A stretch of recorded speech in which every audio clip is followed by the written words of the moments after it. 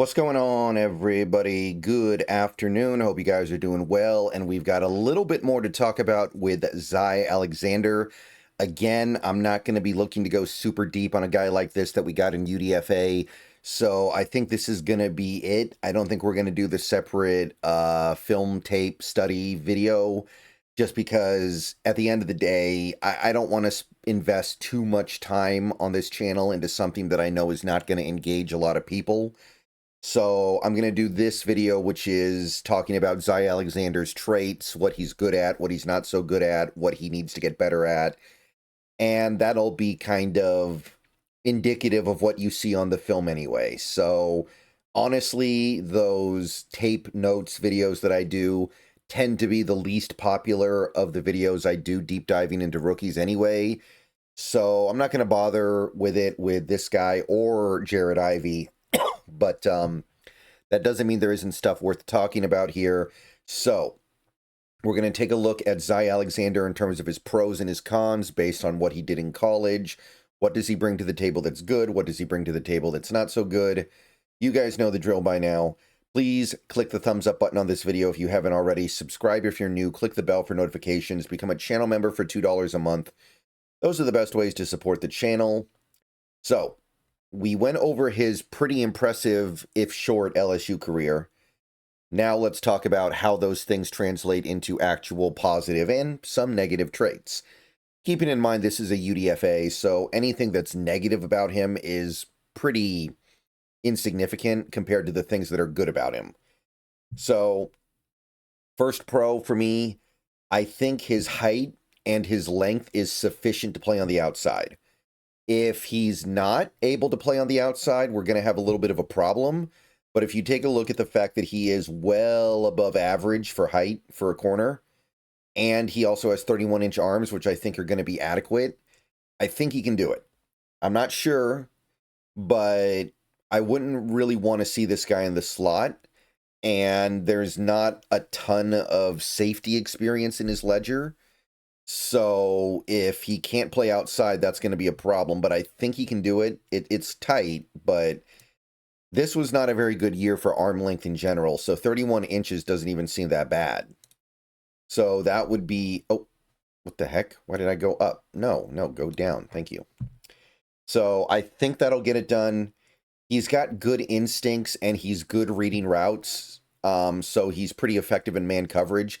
He's not the most athletic guy in the world. He's not the fastest, but he's able to anticipate routes and react to his reads appropriately. So that's a positive. And that allows him to be good in man coverage despite not having the explosive and quick movement skills that you're looking for from a typical man cover corner. So that stuff's all great. The cerebral stuff with him is there. He also should be pretty good in zone because he's got good timing. He's got a good sense for reading plays when he's allowed to face the line of scrimmage. I wouldn't expect him to be as good in zone as he is in man, but it's possible that the jump in opposing talent going from college to the NFL will sap his abilities to be able to play man because he's not a great athlete. And zone may end up even becoming his strength. I wouldn't rule it out. So I think his timing and his ability to read and his instincts and his click and close are all good for zone. So that's encouraging. We are mostly a zone-based team as of right now. He's a very strong tackler. We went over this earlier today, but he's a great tackler. He can tackle running backs. He's not afraid of coming up in run support. No hesitation to get involved there. Really willing to crash down and set a hard edge. Really willing to stick his nose in there against blockers and work against them in the appropriate way. Really good at working through stock blocks. So I think that in terms of his run support, you've got something good here. You've got something that is legitimately NFL caliber already. I like him at the catch point. He uses his body positioning and aggression very well to break up passes without committing penalties. Really good at that crucial point where the ball's just about to get there. Really understands how to set things up for him to be able to make plays on the ball. 4 interceptions over the last 2 years. He had many interceptions at Southeast Louisiana. So there are some nice ball skills here.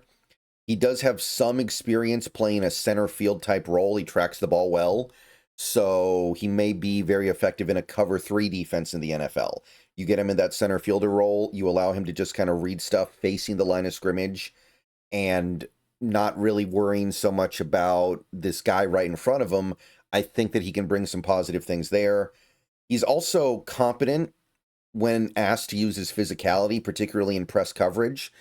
I wouldn't say he's particularly great at it yet, but it's coming along pretty well. And I think that there's potential for him to be a really effective press corner. He reads plays when allowed to face the line of scrimmage effectively. I like how he dissects things going on in front of him. I think he does well in that regard. He flips his hips smoothly and gets around fast when transitioning over to sprinting down the field.